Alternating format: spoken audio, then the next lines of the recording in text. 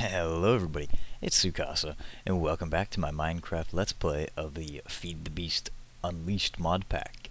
So, I hope you guys did enjoy that rather unexpected slime invasion that I was woefully underprepared for in the last episode. Oh boy, that was pretty fun. I didn't take it too seriously, I was just mucking around a bit with it, but yeah, I hope you guys enjoyed watching that, because I can guarantee you, watching me die so many times is probably never going to happen again, and is a very rare thing, because, I mean, if you guys knew me or had played with me on the server, you would know that seeing Tsukasa has been killed is an exceedingly rare thing that practically never happens, so I'm sure some of you out there were getting some twisted maniacal kicks from that. Yeah, I'm looking at you, Rue. I can hear you laughing through time and space. But, yeah, after that little string of bad luck, I've actually had a pretty decent string of good luck, which I'm going to talk about here in a sec. But, needless to say, I've been playing for at least an hour, maybe even two off camera, and I've got my, my supplies set up pretty well now. My tree grove up there is working very well. I've got my wood stocks, it's in a pretty good way. My little ghetto farm out there is producing a decent amount of food, so I got that set up. And most importantly, though, I've got my patented torch perimeter set up. Yep, rather than put a fence around or anything like that, I like to do a torch perimeter. And this works out really, really well, actually. I used maybe 3, maybe 4 stacks of torches, and I just set them up all the way off in the distance, each way, so that way, even if stuff's spawning out there in either direction, it's not close enough to me to come over here and aggro. So yeah, I can be out here safely, which is pretty nice. And it was made all the much easier because of the F7 hotkey and seeing that mob spawn overlay. When I used to make these torch perimeters back in the vanilla game, it was so much more difficult to get it to work right, and it would invariably have too many torches and stuff be overlapped, or I'd miss a spot, and it was really just trial and error, and a lot of frustrating creeper explosions, stuff getting spawned near me. So hitting the F7 to see where the overlay is, and just place a torch and place a torch and so on, makes it so much easier to make sure that they've got it set up right. So I really, really love that functionality. But anyway, I just got back from a rather successful and impromptu cave exploration of a sweet cave I found, like right here. Right here. It's crazy. It was right here the whole time, and I didn't do too much in here, but I had some crazy good luck, and had a really nice haul. You guys won't believe what I got out of here. So the monsters I was fighting down there, I had a zombie drop one of those spoil bags, and it had some really good stuff in it. And then I had a skeleton drop this. Can you believe that? Look at that!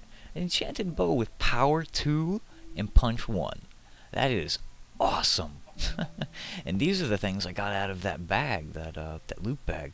Some bronze legs, gold ingots, claws, and iron ingots. And that's just crazy good. So, hell yeah, I'm really, really so happy about that. The bronze legs, it's not quite as good as the steel. Bronze is mixture of copper and tin, and you can combine that in your little crafting window here with 3 copper ingots and 1 tin ingot, and that will give you 4 ingots of bronze, which is used in a crap ton of recipes. Pretty useful thing, and you can obviously make armor out of it, which is some really good armor too, because it's got the same armor rating as diamond. It's nowhere near as durable, though. It's somewhere closer to iron in the durability, but you can see here that adds a full 3. A full 3! Just from the legs. So its armor rating is even better than steel, but like I said, its durability is pretty low compared to the other higher end gears. It might even be a little bit less durable than iron. I'm not quite sure. I haven't really tested that before, but maybe at the worst it's somewhere in between gold and iron, closer to iron though. But yeah, it's a really nice to have that. So I'm looking pretty good on the armor rating now. It's 6 bars. It's only 1.5 off of a full set of iron, so I'm pretty happy about that. And getting 2 gold ingots and 5 iron ingots was definitely a nice thing. I'm just gonna dump these things in here. These claws, those are really gonna come in handy pretty soon. Once I do a little bit more mining, get a couple of other things, and I want to show you how we can use those to get some pretty cool weapons early on, really powerful ones. So I dug out my lair in both directions here. This way is just a little bit of a hallway with a bedroom. Made a bed here, and this will lead to my enchanting room. But in here is my nice big ass freaking machine room.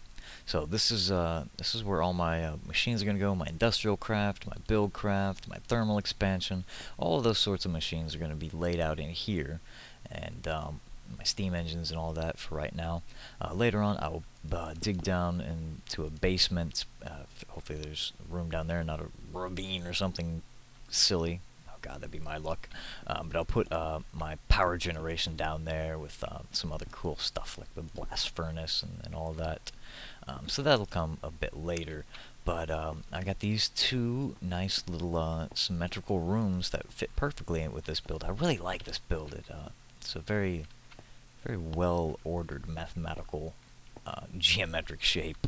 I'm pretty happy I came up with this. Anyway, though, this room here is going to be my Tinker's Construct room. You see I've already moved in my part builder and stencil table, and I added this thing here, which is a pattern chest. That's what it's called. So the pattern chest, it used to be able to store anything. Currently, though, it only stores your stencils, and it's made just with a chest and a blank pattern. But the cool thing about that is, whenever you go to use the part builder, you don't have to then open a chest to get the item and then you take it to the part builder. It just automatically opens the chest whenever you use the part builder. So it's very handy. I really like that pattern chest. And you see, I don't know if you noticed that, I remade the pattern builder thing. I didn't like the looks of the jungle wood, so I went with the oak wood instead. I think that looks better overall.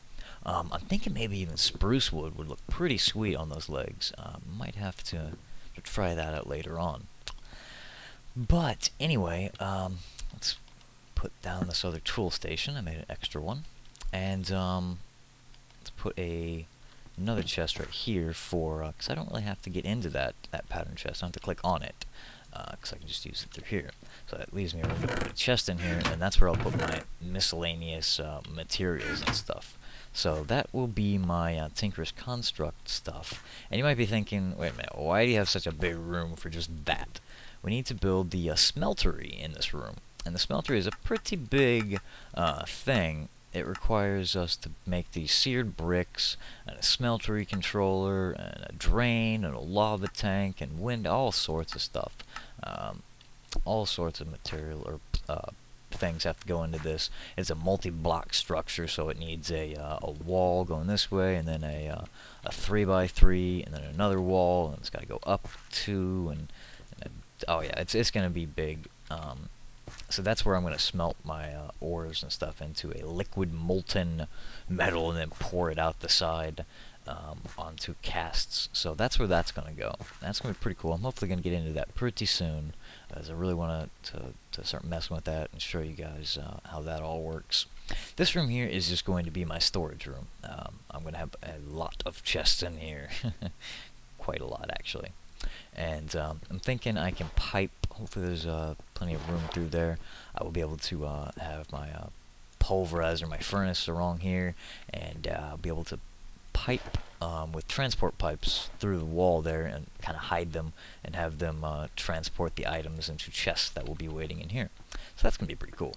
But first I need to get a little bit more materials. I do have a I got 28 iron, 24 copper on that run, along with those 2 gold ingots, but I didn't go down too terribly far, so really all I was getting was 10 copper and all this stuff. So I gotta go down farther and get some gold and redstone now. I don't know if I mentioned this before, but I need about, I think it's 11 gold ingots worth of gold to get my first basic machines up and going, and I think it's about a half a stack of redstone. So I need to go take care of that. But before I do that, I want to show you guys one more pretty neat thing here, and it's gonna require me to get a bit more wood and make another chest.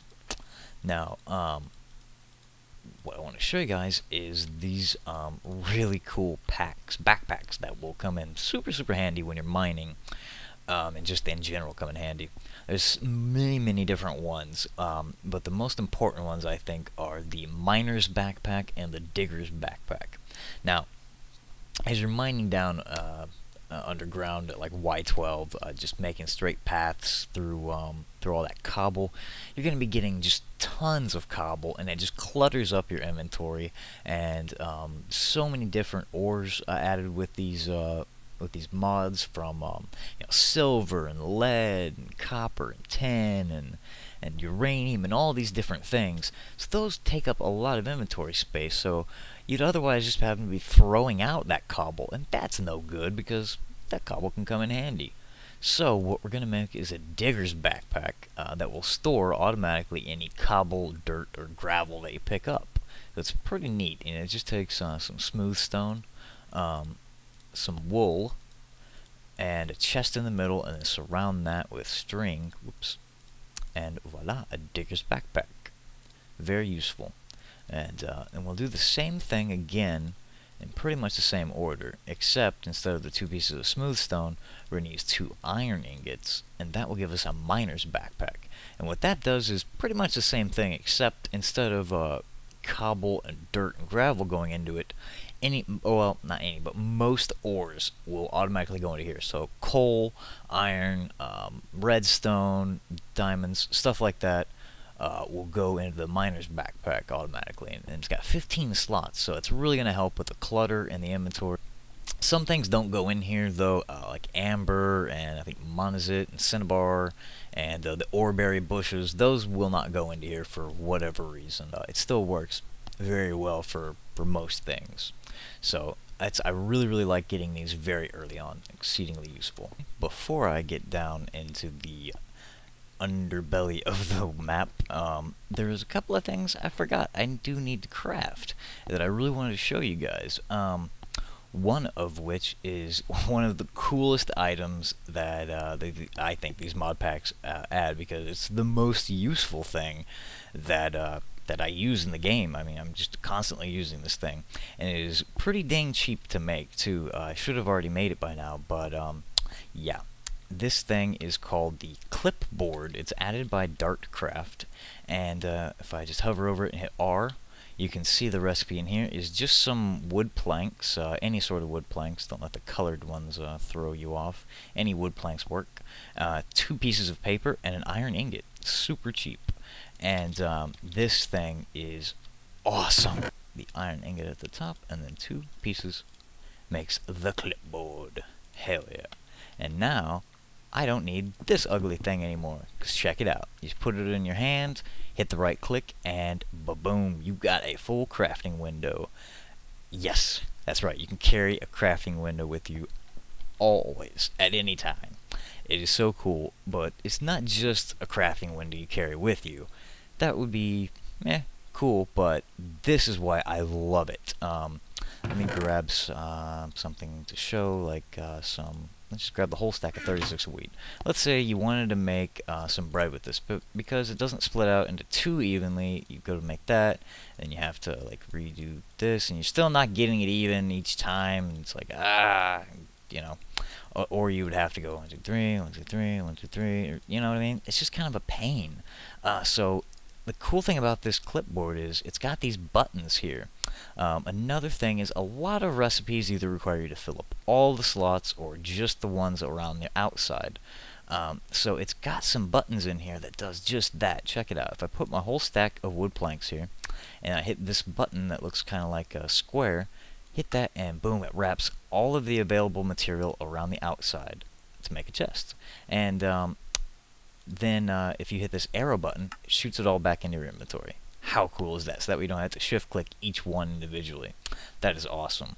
And how I was saying before about the wheat not splitting out right, all you have to do is just put it in how you want it one time. So if I just do like this, and you can see, of course, that's not quite even, but if I want to use all that wheat to make the bread with, it's kind of a pain like I showed you. But this button here equalizes whatever you draw out, it will equalize the leftover material. So I hit this button and boom, it equals it all out to 12, because that's how many I've got left. I mean, that's just the coolest.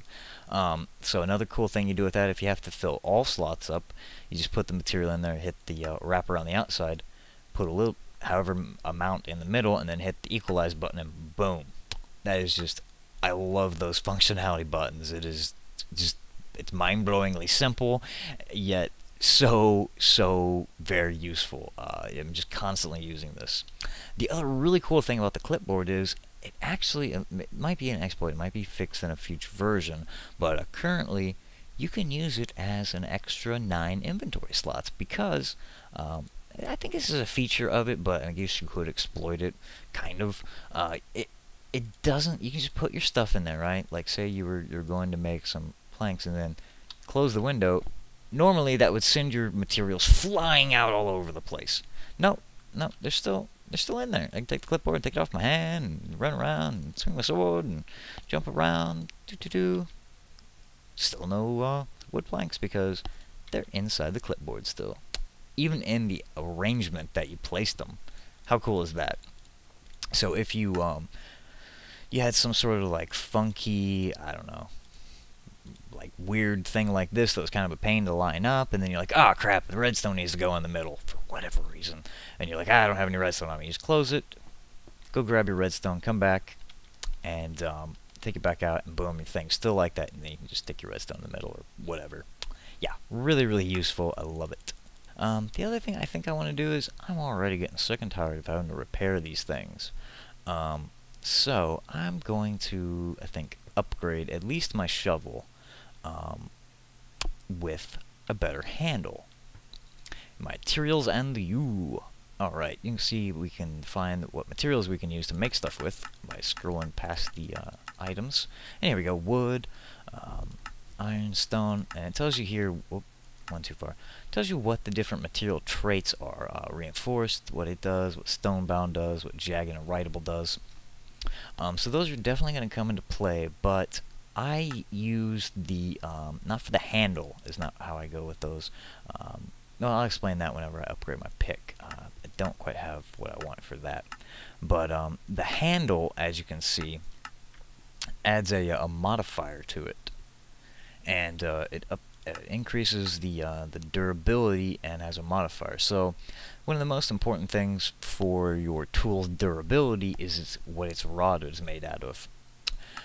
So because of this, you can see the different tool durabilities that gives you in here, and you can see that slime actually has the highest durability. Obviously the green slime from the rare green slimers is definitely the best, the 1500 durability there.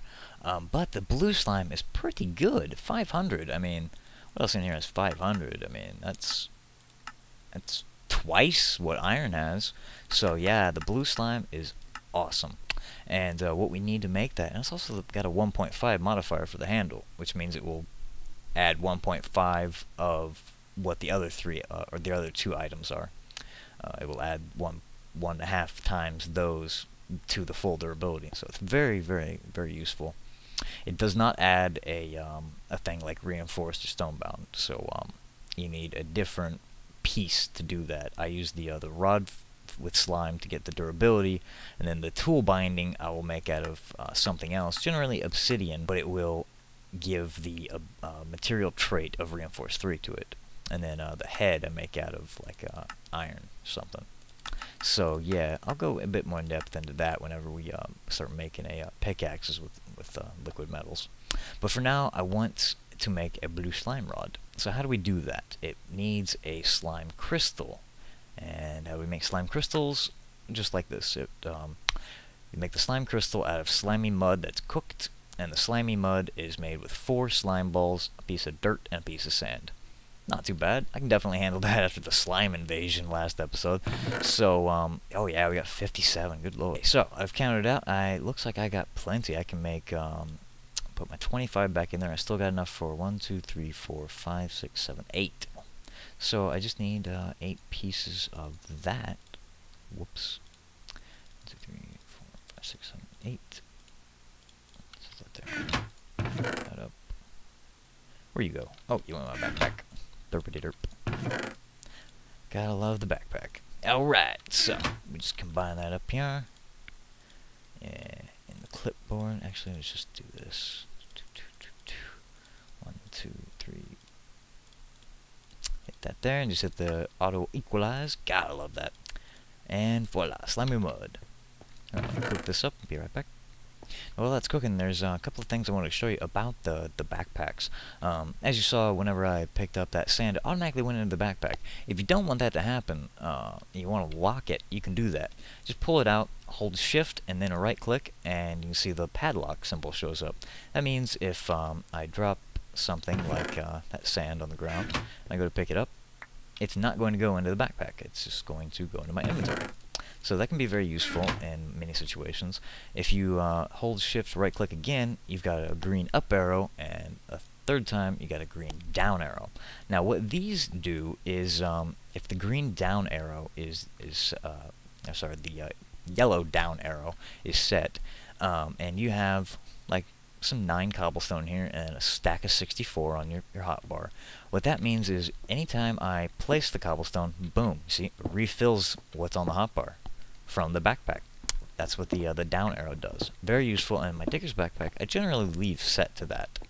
The green arrow, that is receiving. It automatically receives though, so you don't really need that. But what this comes in handy with is, say, okay, there's clay and sand can go into the digger's backpack, and that's the only thing in this chest. If I want to pick up anything in this chest that could go into my backpack, if I set it to the green arrow and then I hold shift and right click the chest, boom, anything that could go into this will go into it.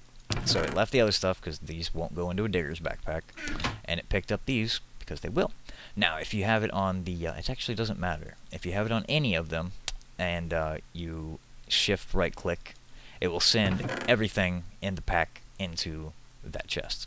Pretty neat little hotkey shortcuts. Alright, my slime crystals are done. I love you, slime crystal. I wish it weren't blue though. I wish it were green. Okay, so we need to make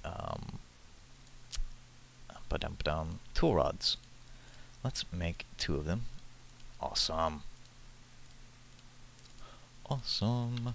Alright, now let's let's see, let's do a shovel.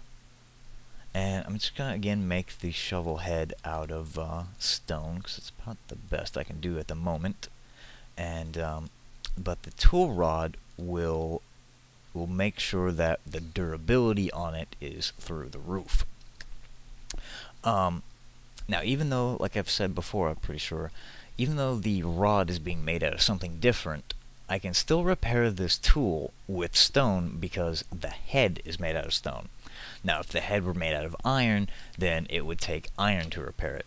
Or alternatively, if I did use slime to make the head, then I would have to use a slime crystal to repair it. So for ease of repairing and commonality of always having stone on me, at this point in the game, going with the stone is probably the best thing for me. So I'm going to do that, and then just combine these in the part builder here. Click the shovel, put my stone in, and my slime. Oh yeah, and you can see that raises my durability up to 196. Now if we compare that to the stone shovel, fully stone shovel we currently have, that's only 65. That is a huge jump in durability simply by making a blue slime rod. Awesome. So let's call this what did I call the last one? Stone sous shovel? Let's call it a slime sous shovel. Alright. My slimy sous shovel. Yeah, that's a tongue twister. Awesome. Hell yeah. Now, next we will be making a better stone pick with a blue slime rod, but I want to conserve my slime rod because I don't want this binding to be made out of stone. I'm going to use, I think, obsidian for that, so that's going to take a bit. I'm just going to put these in here and save that for later, and I don't know what to do with that. I'll recycle it later on. Alright, so that concludes this episode, I do believe. Those were the important bits I wanted to show you guys. My new lair and the goodies that I had found off camera. And most importantly, though, how to get some better, much better tools while still being very low-tech and only using stone, but having a significant boost just by those blue slime crystals. And, of course, my favorite item that these mods add, the clipboard and the backpacks. Awesome items that I highly recommend you get as soon as possible. So yeah, that's it for this episode. I hope you did enjoy, maybe you learned something, and if so, don't forget to thumbs up, subscribe for more, and I will be back next time after I go do some mining, and we will get working on building our machines for processing ores. So until then, this is Sukasa signing out. I hope you all have a good one.